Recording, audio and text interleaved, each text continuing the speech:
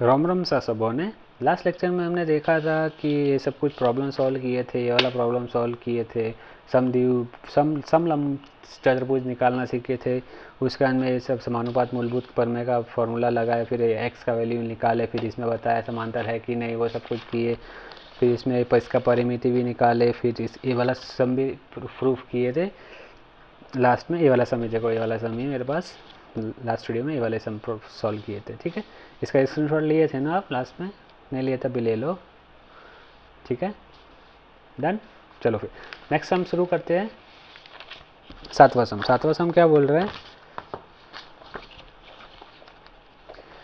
एक बार देख लो आकृति, ये वाली आकृति, इसमें Q D F parallel to Q O R, और हमें सिद्ध करना है F E F parallel to Q R, E F parallel to Q R, मतलब ये वाली लाइन इसके पैरेलल है, वो हमें सिद्ध करना है। ये वाली लाइन और ये वाली लाइन पैरेलल, ये वाली लाइन और ये वाली parallel, E D parallel to Q R. तो हमें प्रूफ करना है ये वाली प्रूफ करना है, मतलब ये पैरेलल प्रूफ करना है, मतलब हमें क्या प्रूफ करना पड़ेगा, मूलभूत का अपोजिट यूज़ करना पड़ेगा। ठीक है, पैरेलल प्रूफ, समांतर प्रूफ करना है। समांतर प्रूफ करने के लिए हमें मूलभूत प्रमेय का विलोम यूज़ करना पड़ेगा, वो याद रखना है।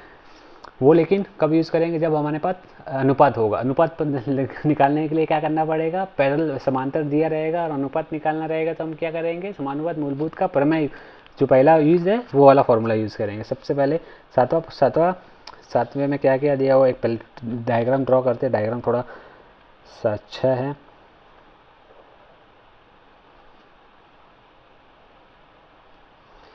अब स्केल से बनाना प्लीज़, मैं हाथ से बना रहा हूँ, मेरा कोई मार्क्स वार्क्स कटने वाला है नहीं।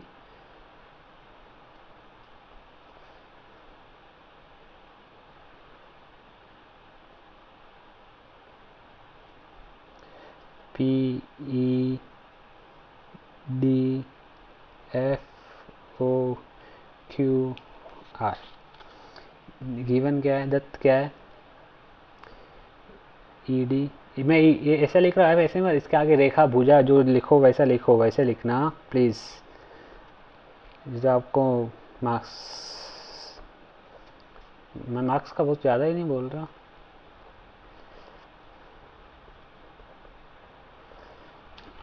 ठीक है, इतना दिया हुआ है, बंद किधर कर रहा हूँ। ठीक है, इतना दिया हुआ है। अभी क्या करने का है, सबसे पहले हमें जो दिया हुआ उसका उपयोग कर लेते हैं। उपपत्ति, उपपत्ति में क्या आ जाएगा, पहले ये वाला ट्रायंगल ले लेते हैं, ये वाला ट्रायंगल, ये वाला ट्रायंगल। ठीक है, ट्रायंगल पी ओ आर में क्या है, D F parallel to O R, मूलभूत का समानुपात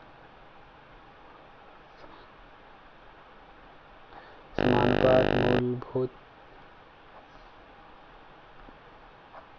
समानुपात मूलभूत प्रमेय। ठीक है, ये क्या बोलता है, P D upon D O is equal to P F upon F R. ठीक है, ये हो गया क्वेश्चन 1। अब पहले ये वाले ट्रायंगल में कर दिया, अब ये वाले ट्रायंगल में कर देते हैं। P Q O D E parallel to Q O, ये दिया हुआ है। इसमें क्या हो जाएगा, P D upon D O is equal to P E upon E Q E या ई क्यू। ठीक है, ये दो फ्रॉम 1 एंड 2 क्या हो जाएगा, P F upon F R is equal to P E upon Q E. मतलब क्या हो गया, this upon this is equal to this upon this, this upon this. मतलब क्या हो रहा है, बन रहा है कि नहीं, बड़े वाले ट्रायंगल में एक पैरेलल लाइन जैसा कुछ अनुपात में बन रहा है ना। गुड। तो in triangle P Q R एक P F upon F R is equal to P E upon E Q. तो समानुपात मूलभूत प्रमेय का विलोम, विलोम क्या बोलता है, E F parallel to Q R. ये आपका हो गया।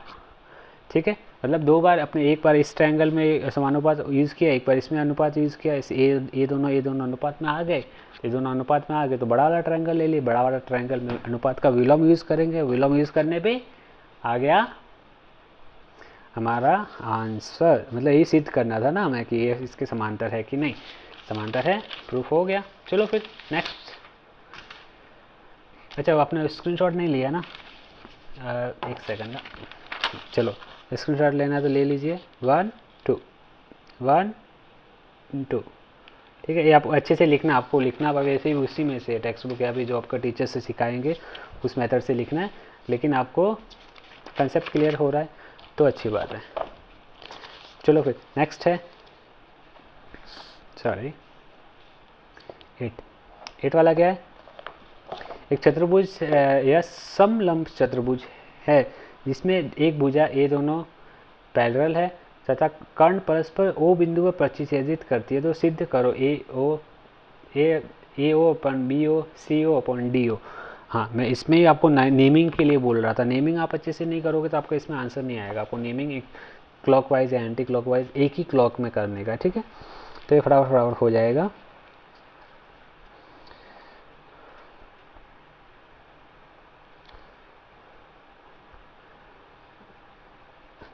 इसकी चारों भुजा समान लिख रही है लेकिन दो सेम ही है।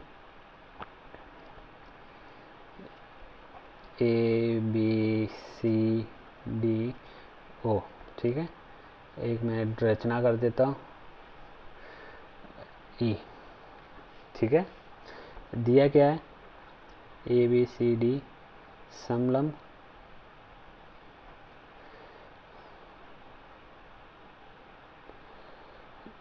And A B parallel to D C, A B parallel to D C. और मैंने रचना क्या किया?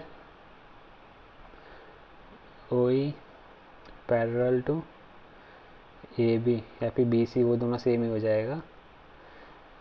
ई किधर है? बी ई सी, ठीक है।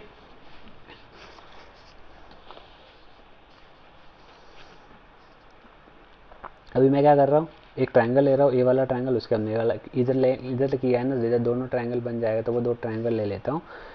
तो ट्रायंगल ए बी सी, इसमें क्या है? A B parallel to O ही है, समानुपात मूलभूत प्रमेय। इधर क्या हो जाएगा? ए बी सी, तो सी ओ अपॉन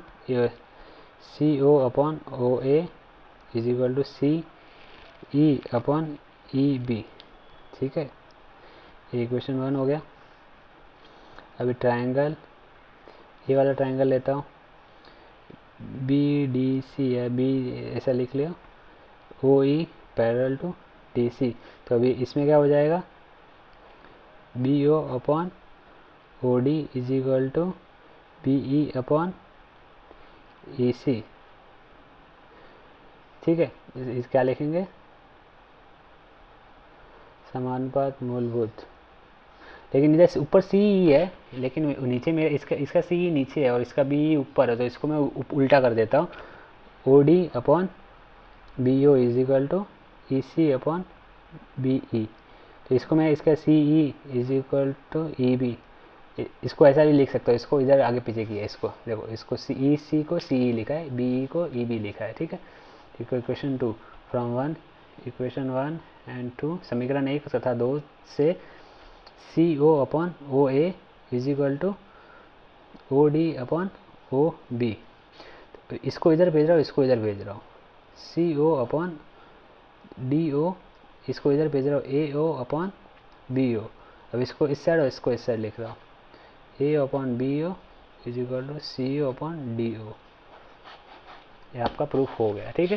आपको स्क्रीनशॉट लेना तो ले लीजिए, 1 2 1 2, डन, ठीक है। अब एक बार ट्राई करना घर पे, ए बी सी डी ऐसे नाम लिख के, मतलब आगे पीछे नाम लिख के, एक ही सीक्वेंस क्लॉक में मत लिखना, फिर आपका आंसर आता है कि नहीं आता वो बताना कमेंट करके। लेकिन एग्ज़ाम में ऐसे प्रैक्टिस मत करना कि मैं ट्राई कर रहा हूँ, ट्राई एंड एरर एग्ज़ाम में मत करना, ठीक है।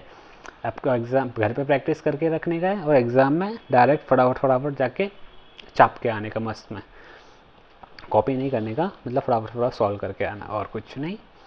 ठीक है। नाइन्थ वाला थोड़ा और भी इंटरेस्टिंग क्वेश्चन है। नाइन्थ वाला क्या बोलता है, एक आकृति दी हुई है, उसमें ए बी सी इसका सबका सेंटर पॉइंट है, और ए बी पैरेलल है पी क्यू के, ए सी पैरेलल है इसके, तो सी बी या B C parallel to Q R, ये हमें सिद्ध करना है। ठीक है, चलो फिर शुरू करते हैं।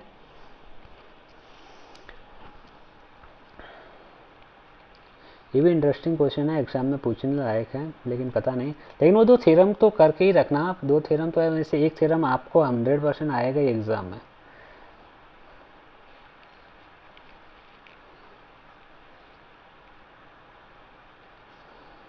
P Q R A B O C, ठीक है। दिया क्या क्या है, A B parallel to P Q and A C parallel to P R. To prove that क्या करने का है, B C parallel to Q R. B C parallel to Q R मतलब B C parallel to Q R मतलब क्या prove करने का, that is proof, क्या प्रूफ करने का है, O B upon O C is equal to, O C इधर आएगा, पी क्यू अपॉन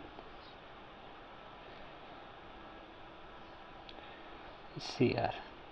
ठीक है, मतलब ये प्रूफ करने का है। तो अभी इसके लिए पहले A B upon P Q, A B और पी क्यू कौन से ट्रायंगल में, ए वाले ट्रायंगल में, तो पहले ट्रायंगल कौन सा लेते हैं, पी ओ क्यू, इसमें A B parallel to P Q, ये दिया हुआ है, तो हम समानुपात मूलभूत प्रमेय लगाएंगे, क्या हो जाएगा, O A upon A P is equal to O B upon B Q.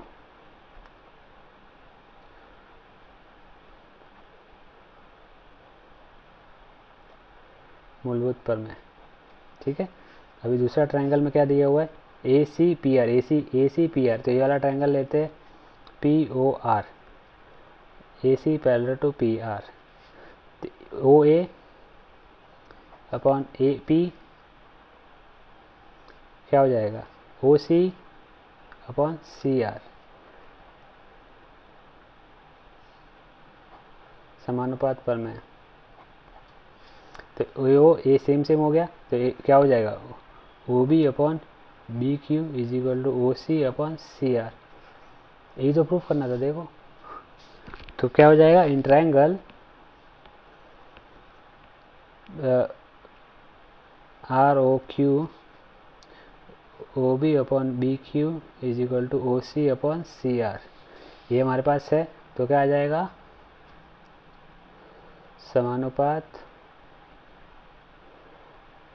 प्रमेय का विलोम।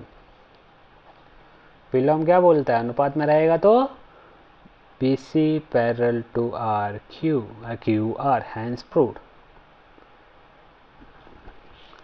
ठीक है, समझ में आया ना, मतलब देखो पहले ये दिया हुआ, ये दोनों पैरेलल दिया हुआ है, दोनों का पैरेलल का समानुपात मूलभूत प्रमेय यूज़ किया, इसमें भी यूज़ किया, इसमें भी यूज़ किया, दोनों में यूज़ करने के बाद में दोनों का क्या बन रहा है, ये सेम बन रहा है। तो ये दोनों, ये जो एक O P upon A P दोनों सेम आ रहा था, O B upon B Q, O C upon C R, ये दोनों सेम आ रहा था, दोनों सेम आ रहा था, दोनों को इक्वल कर दिया, दोनों को इक्वल करने के बाद में हमारे पास समानुपात, ये दोनों इक्वल बन गया, तो वो तीसरे ट्रायंगल का अनुपात बन रहा है, तीसरे ट्रायंगल का अनुपात बन रहा है, मतलब क्या, उसके अंदर जो भुजा दी हुई है जो समान अनुपात में डिवाइड कर रहा है, तो वो और ट्रायंगल का भुजा, त्रिभुज का भुजा और जो समांतर रेखा है वो दोनों समांतर हो गई।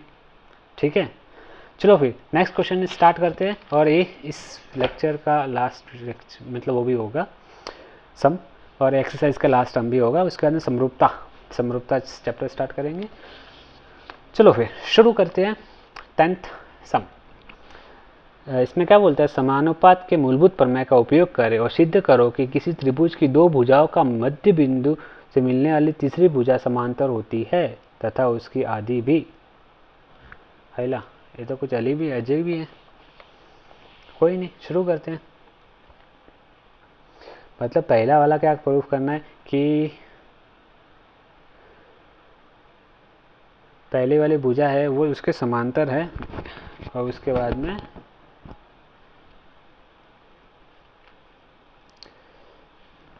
सबसे पहले एक त्रिभुज है,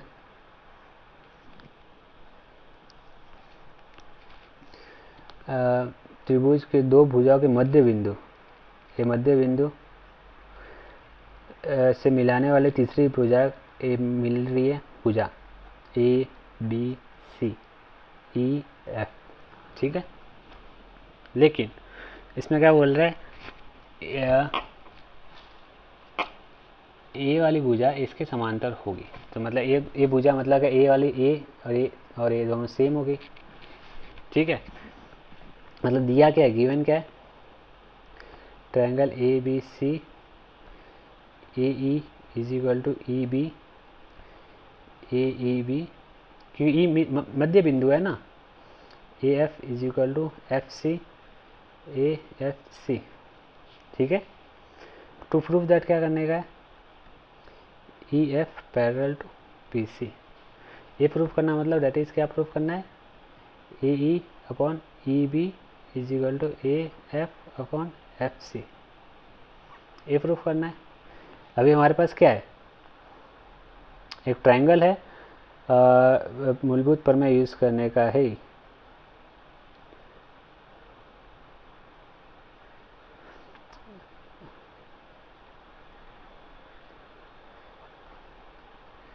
माना एक हम रचना कर देते हैं, एक पॉइंट करते हैं डी, या फिर हाँ डी, माना E D parallel to B C, क्योंकि इसने क्या बोला, मूलभूत प्रमेय यूज करना है, तो यूज करने के लिए कोई पैरेलल लाइन तो होनी चाहिए, हमारे पास है नहीं, तो एक पैरेलल लाइन ड्रॉ कर दिए।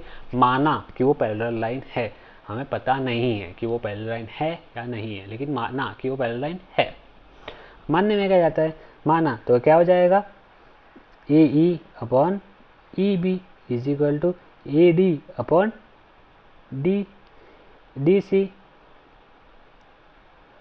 समानुपात मूलभूत प्रमेय। लेकिन ए ई और ई बी दोनों सेम ही है, तो E B upon E B आ गया, A D upon D C. ये कुछ इसके जैसा कुछ सम दिख रहा है, पिछले एक वीडियो में किया था सम, उसके जैसा सम दिख रहा है कि नहीं, 1 is equal to A D upon D C, ये क्या होगा, A D is equal to D C, मतलब क्या है, दोनों में D, A D is equal to D सी।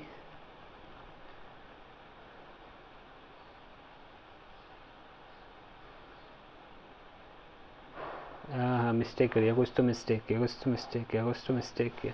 इसमें वो क्या बोलते हैं, वो यूज़ करना पड़ेगा, क्या बोलते हैं इसको, अपॉन वाला फॉर्मूला। अपॉन वाला फॉर्मूला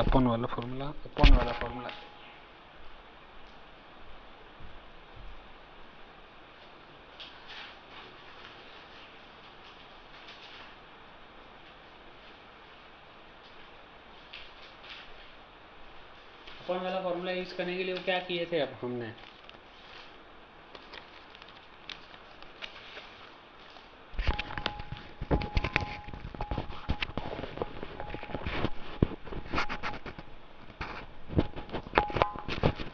देखा, प्रैक्टिस नहीं करने का नतीजा, इसीलिए बोलते प्रैक्टिस।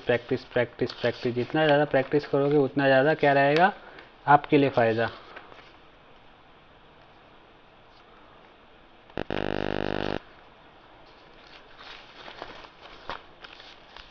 चलो फिर एक ये बिंदु माना, इसका पैरेलल है, इतना तो आ गया।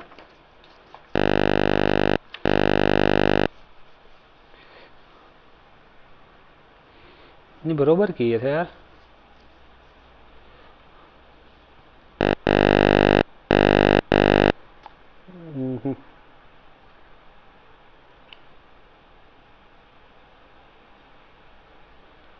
ए बी इक्वल टू, ये क्या आ गया था, A D is equal to D C, इतना आ गया था। तो पॉइंट एफ क्या हो गया, भुजा ए सी के मध्य बिंदु है, ए डी और डी सी, ए डी और डी सी, इसका मतलब ए क्या बोल रहा है,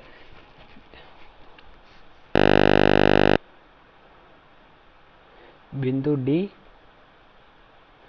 भुजा ए सी का मध्य बिंदु है, ठीक है। भुजा बी सी का मध्य, ए सी का मध्य बिंदु है। ए सी का मध्य बिंदु मतलब क्या, लेकिन ये क्या है, लेकिन एफ ए सी का मध्य बिंदु है।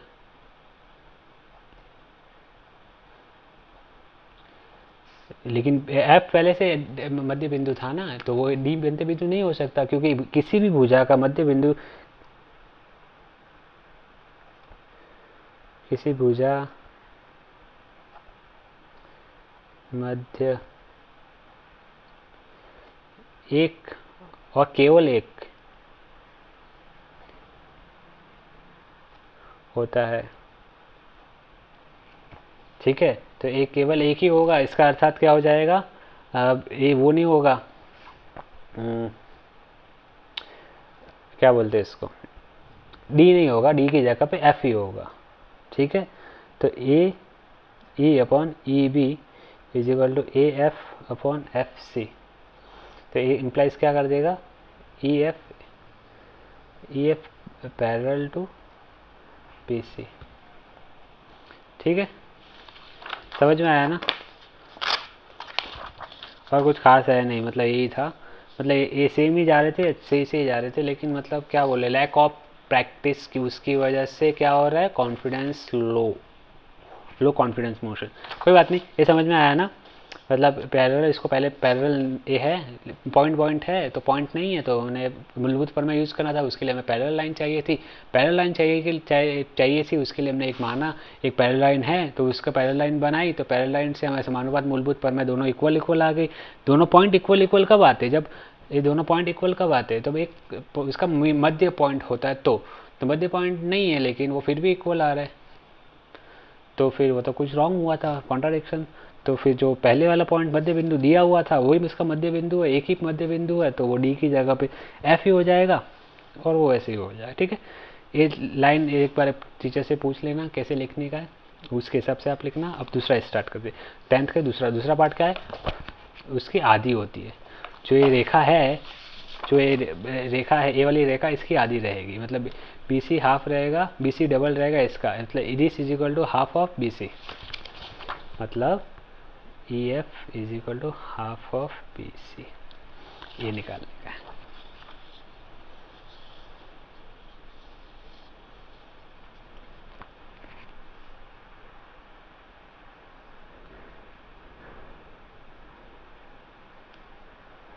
इसकी जैसे से एक इसकी लाइन, ये थोड़ा, ये दोनों लाइन ए और ए सेम है।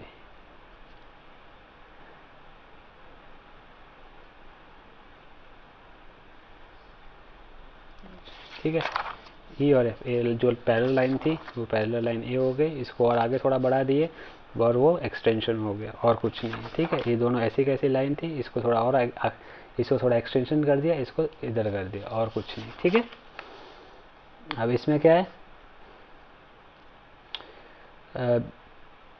E F parallel to B C है, और B E parallel to C, इधर का नाम देते जी, सी जी पैरेलल हो गए, तो ये क्या हो गया, चतुर्भुज क्या हो गया, ई बी ई जी सी समलंब समांतर, इस चारों भुजा समांतर है ना, आपने सामने की भुजा समांतर हो तो समांतर चतुर्भुज हो गया।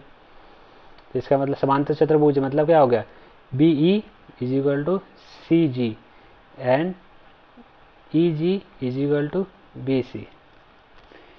ए वाली भुजा और ए वाली भुजा और ए वाली भुजा और ए वाली भुजा सेम हो जाएगी। ठीक है, ये हो गई। अभी इसको इक्वेशन 1 दे देते हैं,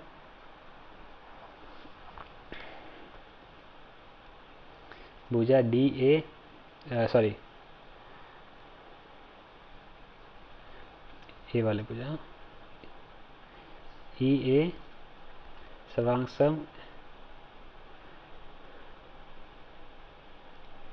ई बी,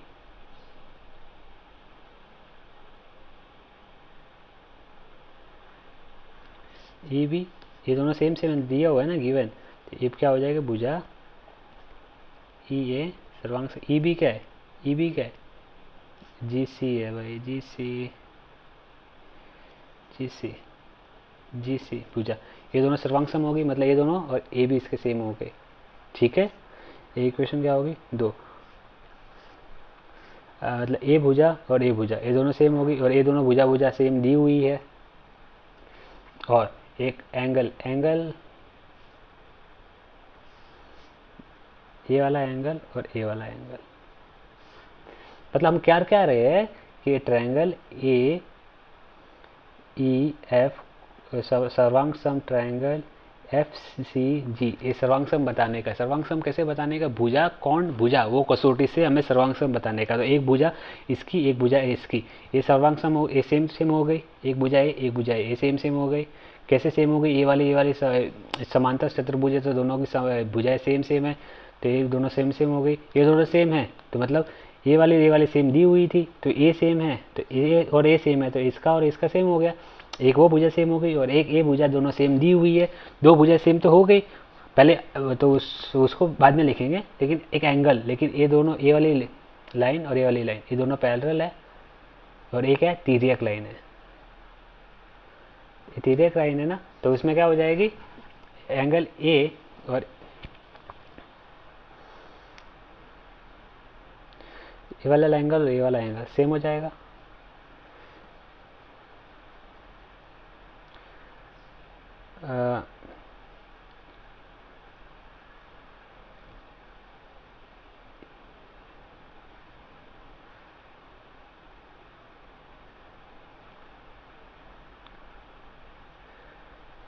ठीक है, और भुजा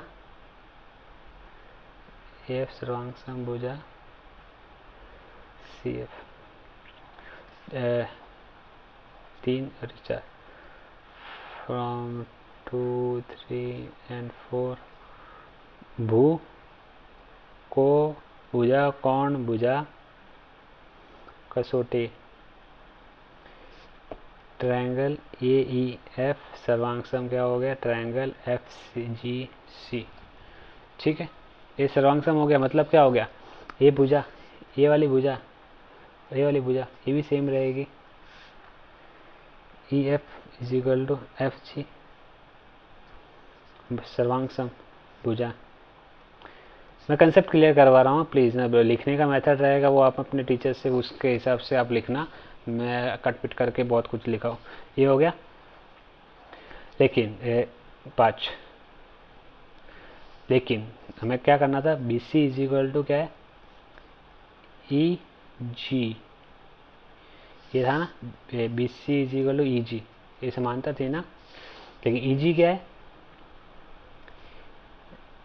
ई एफ प्लस एफ जी, ये दोनों सेम ही है, ई एफ जो एफ जी दोनों सेम ही है, तो हमें ई एफ हाफ किसका निकालना था? ई एफ का हाफ निकालना था, तो ई एफ को 2 बार लिख लेते हैं। ई एफ, देखो ई एफ और एफ जी दोनों सेम है ना, फ्रॉम 5, तो ये क्या हो गया? B C is equal to 2 times E F, तो ये क्या हो जाएगा? E F is equal to half of B C, मतलब जो समांतर रेखा है अंदर वाली वो बाहर वाली से हाफ आधी रहेगी। कब रहेगी? जब ये दोनों और ये दोनों और ये दोनों दूसरी दो भुजाएं सेम रहेगी, तो हैंस प्रूव्ड। ठीक है, समझ में आया ना? थोड़ा टफ गया होगा लेकिन ठीक है, देखो स्क्रीनशॉट लेना तो ले लीजिए। 1 2 1 2, इस करेक्ट था, ये रॉन्ग नहीं था, मुझे लगा गलत है। नेक्स्ट सेकंड क्वेश्चन, 10 का सेकंड इधर से स्टार्ट। 1 2 1 2 1 2, ठीक है। ठीक है, इसी प्रकार ये हमारा 1.2 एक्सरसाइज ख़त्म हो गया। टोटल 4 वीडियो लगे ना इसको, 1 2 3 4, कोई बात नहीं। इसी प्रकार ये वाला क्वेश्चन सम सॉल्व हो गया। एक सम का स्क्रीनशॉट लेना ले सकते हैं। नेक्स्ट चैप्टर में समरूपता पढ़ेंगे, समरूपता के कुछ सम्स है, ये सब कुछ देखेंगे, एक्सरसाइज सॉल्व करेंगे। तब तक के लिए जय श्री राम।